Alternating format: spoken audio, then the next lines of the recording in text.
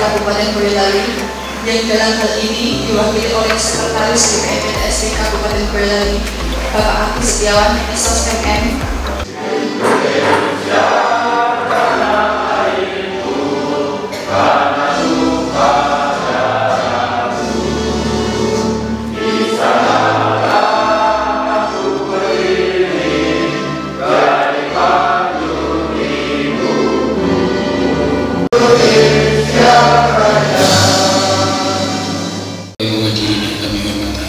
Sebelum acara ini kita mulai, marilah bersama-sama kita memanjatkan doa, memohon semoga acara hari ini mendapat ridho, petunjuk dan pertolongan dari Allah Subhanahu wa Ta'ala. Salam sejahtera bagi kita semua dan selamat pagi. Perkenankanlah pada kesempatan yang berbahagia ini kami melaporkan penyelenggaraan Forum Konsultasi Publik Penyelenggaraan Pelayanan Perizinan Berusaha, Perizinan dan Non-Perizinan DPMPTSP Kabupaten Boyolali tahun 2025. Puji syukur pada kita panjatkan kehadirat Allah SWT yang telah berikan nikmat sehat dan sempat kepada kita semua sehingga bisa menghadiri undangan kami di Aula Gagasan ini dalam keadaan sehat walafiat. Assalamualaikum warahmatullahi wabarakatuh. Selamat pagi dan salam sejahtera bagi kita semua. Yang terhormat OPD terkait dalam yang berkenaan dengan perizinan, kemudian dari acara forum konsultasi publik tahun 2022 Kabupaten Boyolali secara resmi kami nyatakan dibuka.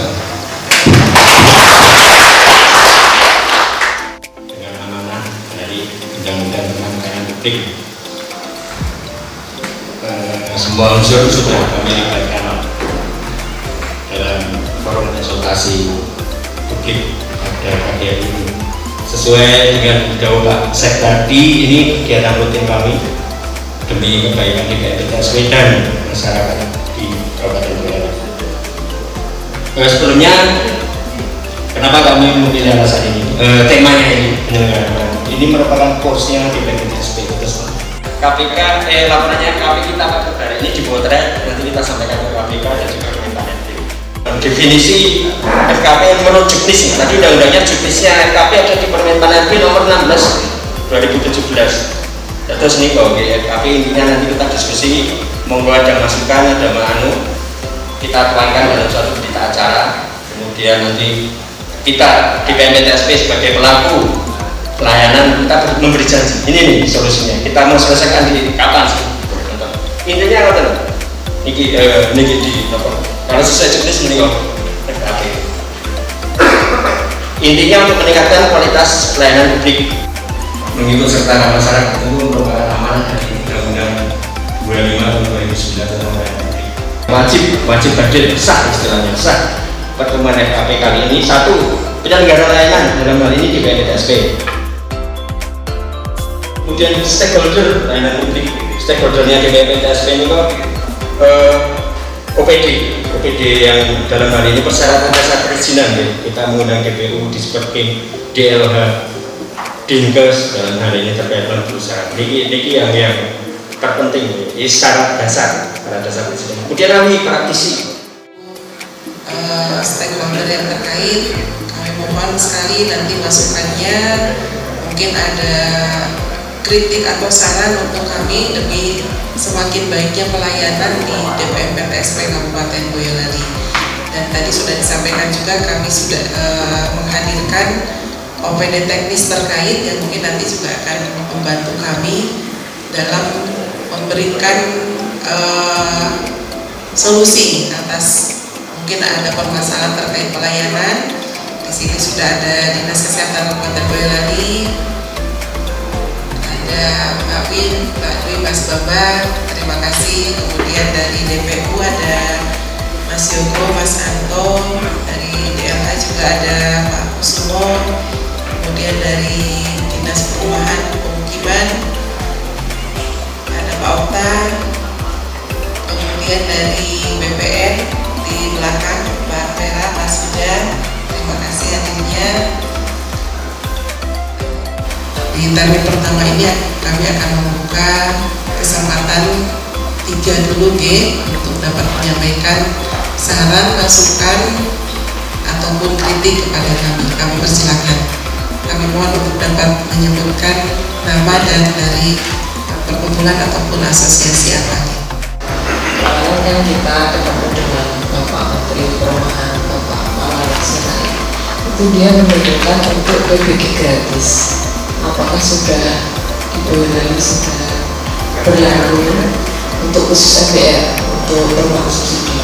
Apakah sudah berlaku atau belum? Seperti itu. Dan juga satu lagi untuk pengurusan masalah PBG. Kemarin dari kami untuk pengurusan PBG masih agak lama untuk penerbitannya, Bu. Padahal kami sudah melakukan pembayaran. Itu ada kurang lebih 1 atau 2 bulan baru terbit. Itu karena kita bertanya kepada Pak Agus. Cuman kalau untuk WA yang dikasih dari perizinan itu kayak jawabannya cuma standar lah, belum. Nah, saya kemarin nanya, kalau belum saya harus bertanya kemana, tapi mereka juga tidak memberikan respon. Saya harus gimana, itu tidak ada, belum ada respon itu. Seperti itu. Seharusnya kan untuk WA yang diberikan itu kan seandainya Mas kok belum, kenapa, masalahnya di mana, dan seandainya masalahnya itu apa, kan kita dikasih opsi coba ibu ke sini atau kemana untuk biar segera, karena PBG belum jadi kan kita belum bisa jualan dan pembangunan seperti itu. Perkenalkan, saya Eko Bambang Setiawan dari Forum Rakyat Boyolali. Mungkin kemarin juga perlu diketahui Bapak Ibu semua bahwa kemarin baru rapat dari Dinas RT RW dan lain sebagainya. Makanya ini sangat penting tentang perizinan, dan juga ini adalah menemukan visi-misi bupati baru, juga nanti juga akan lain ada perubahan-perubahan yang lain seperti itu. Sehingga perlu sekali di forum konsultasi ini bahwa perizinan yang berbasis data itu sangat penting. Sehingga misalnya kemarin saya di rapor itu di peternakan dan perikanan juga dibahas, itu sangat krusial bahwa di Boyolali sekarang banyak PT-PT atau perusahaan yang mendirikan kandang-kandang ayam dan sebagainya tanpa izin dan sangat mengganggu lingkungan hidup, sehingga RT RW juga perlu diperhatikan lingkungan hidup dan lain sebagainya. Siti Askaria mewakili situ datanya tokoh masyarakat. Sebagai masyarakat, saya akan menyampaikan tentang kemajuan perizinan, di mana perizinan itu tentu dengan usaha-usaha baru. Datang termasuk RPJMD, RPJMD itu kan kualitas lingkungan. Di sini dengan adanya perizinan tentunya akan mempengaruhi kualitas lingkungan, terutama dalam pengembangan perumahan, ya. Antara lain itu kan pasti akan menutup lahan, di mana dengan tertutupnya lahan dengan beton itu air masuk tanah itu pasti berkurang. Mohon dengan sana dalam perizinan ada suatu konsekuensi penutupan tanah, penutupan air masuk dalam tanah itu ada konsekuensi juga bagaimana tanah air hujan itu tidak semuanya terbuang. Jadi bagaimana suatu lokasi yang tertutup itu airnya juga dimasukkan ke dalam semacam resapan. Jadi ada suatu persyaratan air itu tidak serta-merta terbuang. Jadi pasti itu banjir. Sekarang itu di kawasan Pulau sudah bisa kita saksikan banjir dan lain sebagainya. Itu kan dengan adanya pengembangan perumahan itu tertutupnya lahan, air itu pasti terbuang. Untuk MPR dan untuk PBG kok masih lama penerbitannya, kendalanya bagaimana? Padahal sudah melakukan pembayaran. terkait masukan WA tadi itu menjadi catatan kami, Bu. Terima kasih atas masukannya, mungkin itu untuk perbaikan kami di masa yang akan datang. Untuk pertanyaan terkait PBG untuk MPR, mungkin kami mohon dibantu dari DPU dan nanti mungkin dari Dinas Perumahan juga bisa menambahkan. Mas Baik, mohon linknya bisa Pak Yunus. Terima kasih atas waktu yang diberikan di kesempatan ini. Kami dari DPU di bidang cipta karya di mana yang menangani CPG. Mungkin tadi disampaikan dari Ibu dari Bintera bahwa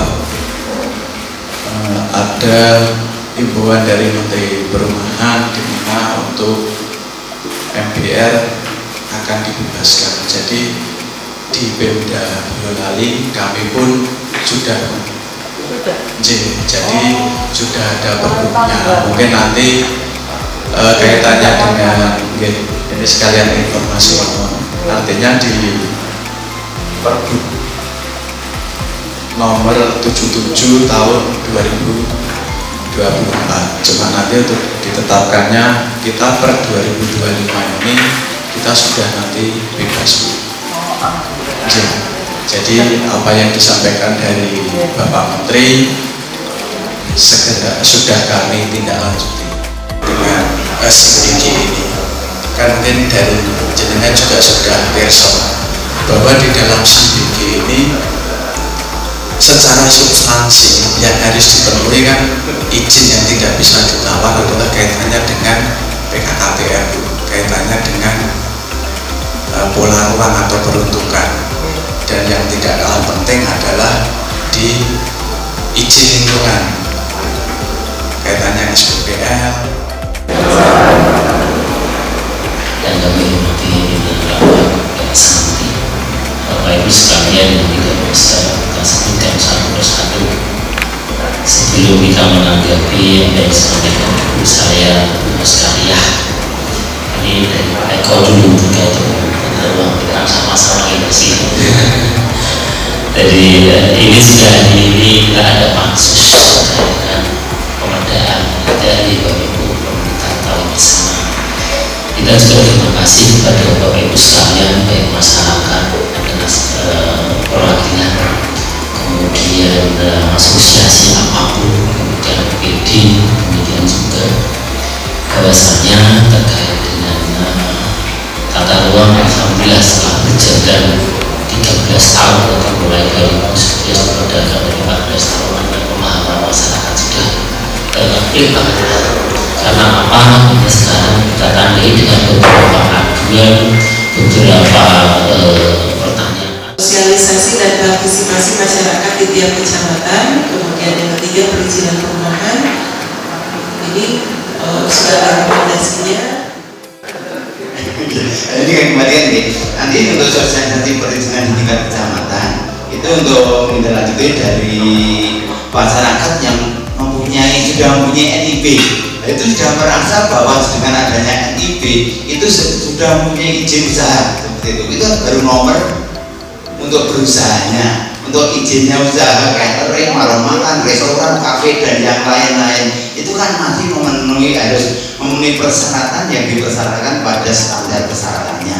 Nah itu nanti barangkali untuk sosialisasinya itu tidak hanya yang melibatkan dari DPRPTSP tapi nanti bisa melibatkan dari kesehatan, LH atau yang lain, sehingga nanti para pelaku usaha wabil khusus di dinas kesehatan yang saya tangani adalah jasa boga tentang makanan.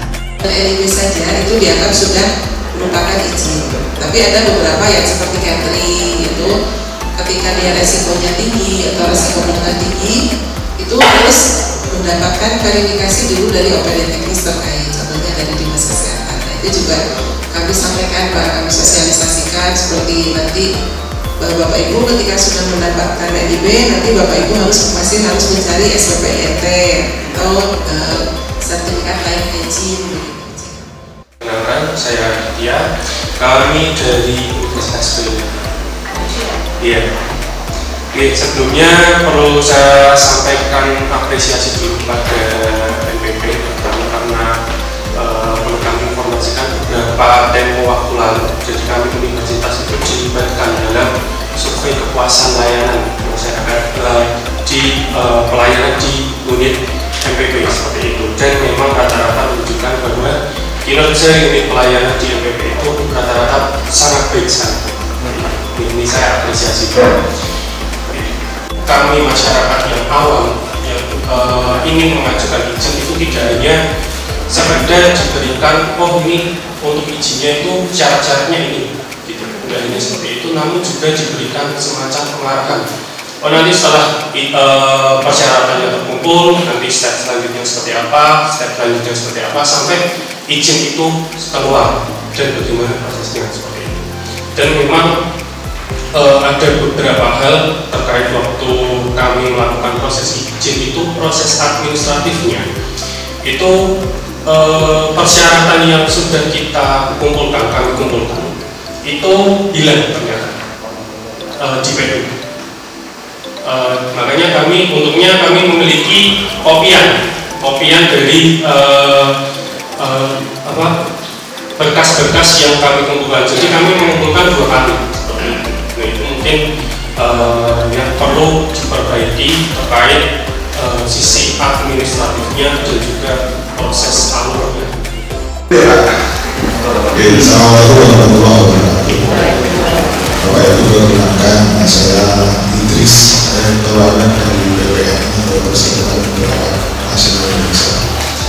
Dan akan saya sampaikan tantangan mungkin sama dengan yang dari Universitas Bogor, bedanya dengan alur.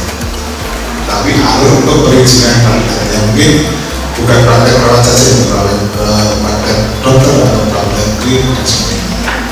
Karena di kesehatan itu mau mengajukan izin itu persyaratannya agak kompleks, jadi harus ada SIP, harus ada SKP dari dinas dari Kementerian Kesehatan. Terus nanti ketika mau buat klinik itu harus ada izin itu apa yang riba itu riba. Jadi perizinan apa riba. Misalnya dari kami perawat itu atau dokter praktek mandiri kan harus ada rekomendasi izin riba. Kalau dulu dititipkan pada puskesmas itu bisa, katanya sekarang sudah nggak bisa. Saya Purwanto dari Apindo Boyolali. Kami mau menanyakan tentang, dulu kami pernah juga di forum yang sama seperti ini mengajukan permasalahan kami, namun sampai sekarang juga belum ada solusinya yang berkaitan dengan SIPA seperti yang tadi sudah disinggung sama Bapak Kusumo. Perizinan air tanah dulu kita menggunakan sumber dari pusat air tanah dan geologi lingkungan dari Lampung, menjadikan bahwa Boyolali akan diadakan pengurusan perizinan secara massal. Perizinan praktek mandiri yang harus ada MOU. Kalau sekarang kita tidak MOU untuk limbah, kenapa tidak bisa di puskesmas? Tidak bisa di puskesmas karena memang tidak ada aturannya di mana puskesmas itu bisa menjadi depo. Itu jadi kenapa harus di tempat lain misalkan atau klinik yang memang sudah ada izin deponya, kita harus melakukan sesuatu harus sesuai dengan aturannya. Karena kalau dulu memang masih banyak yang dititip dengan puskesmas, karena ada beberapa puskesmas yang dulu itu bisa menjadi depo, tapi untuk aturannya sekarang tidak ada yang menegakkan atau menguatkan bahwa puskesmas bisa menjadi depo, itu tidak ada. Kemudian aturan juga secara pergub tentang pemasukan dari menjadi depo itu juga tidak ada, tidak